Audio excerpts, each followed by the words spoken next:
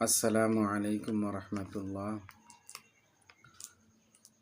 হজরত মোহাম্মদ মুস্তফা সাল্লাল্লাহু আলাইহি ওয়াসাল্লাম বলেন, যদি পরিপূর্ণ ঈমানওয়ালা হতে চাও, মুকাম্মল ঈমানওয়ালা যদি হইতে চাই, তাহলে তবে উত্তম চরিত্র অর্জন করো। বালার থেকে বালা স্বভাব আমরা বানান লাগবো।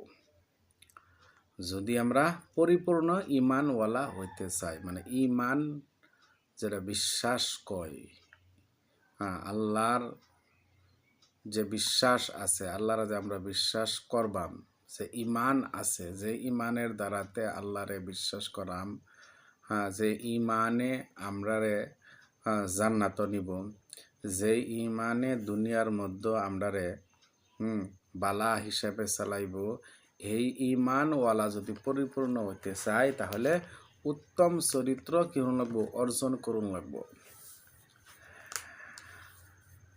যদি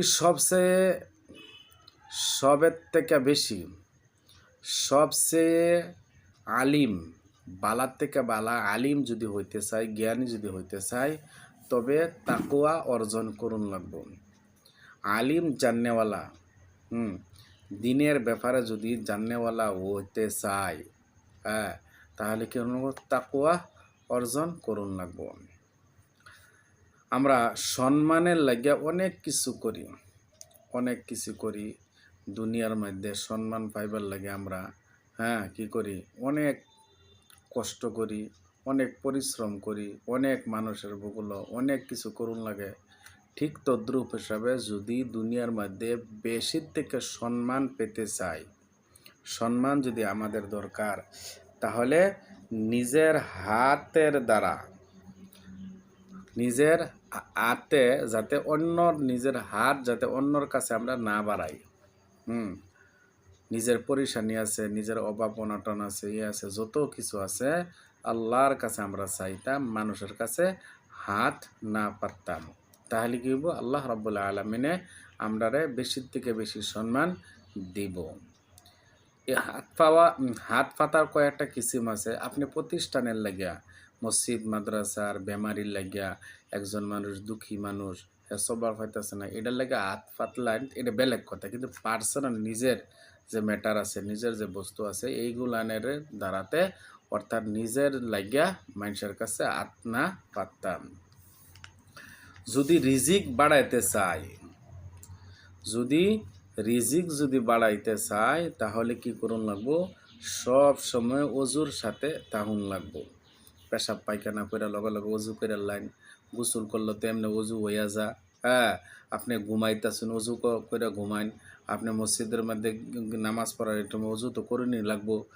কিন্তু মসজিদ নামাজ আবার কোরআন পড়লে তো অজু করুন লাগবো। এহিনি বান্দা যখন আমরা অল্প সময় যখন আমরা থাকপাম বা ঘরের মধ্যে অল্প বিশ্রাম লইতাছি, এই সময় কি হতাম, আমরা অজুর সাথে থাকতাম। যদি সমস্ত দোয়া যদি আমরা কবুল করাইতে চাই, যে আমাদের দোয়া আল্লাহ রাব্বুল আলামিনে কবুল করুক, তাহলে কি হন লাগবো, হারাম থেকে বাচ্চা থাকুন লাগবো।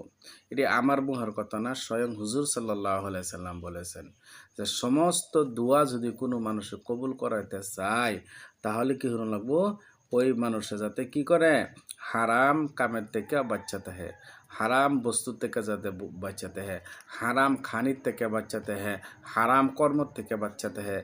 এরকম হিসাবে আমরা কি করুন লাগবো। মহতরম দোস্ত বুজুর্গ, নিজেও এই ভিডিওগুলো দেখবেন আর শেয়ার করে দিবেন, মানুষেরও দেখবার সুবিধা করে দিবেন। ইনশাআল্লাহ এই শেয়ার করাতে কি আপনার মানুষের যদি আমল করে, তা আপনিও সওয়াব পাইলেন, আমিও সওয়াব পাইমু। ওয়া আখিরু দাওয়ানা আনিল হামদুলিল্লাহি রাব্বিল আলামিন।